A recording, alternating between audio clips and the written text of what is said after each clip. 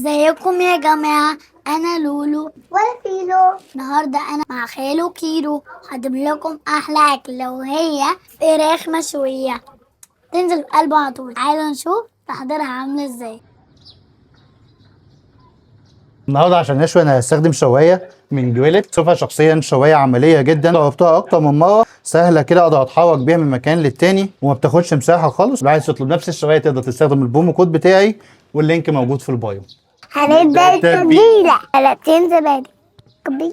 هنضيف الزيت، هنضيف الباربيكيو، هنضيف المستردة، هنضيف شوية من العسل، وهنضيف ميكس من التوابل. وانصحكم محدش يحط ايده في التوابل، بعدها حطه على عينه هتحرقه جدا. وهنحط الليمون الميكس وهنضيف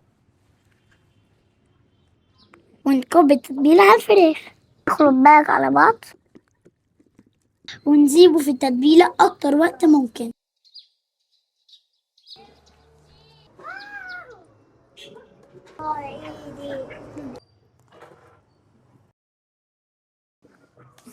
الريحة حلوة قوي. واو.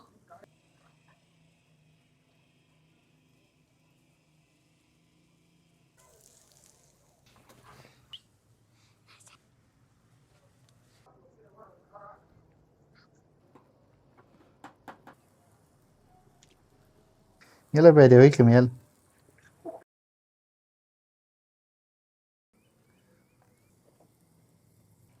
باي.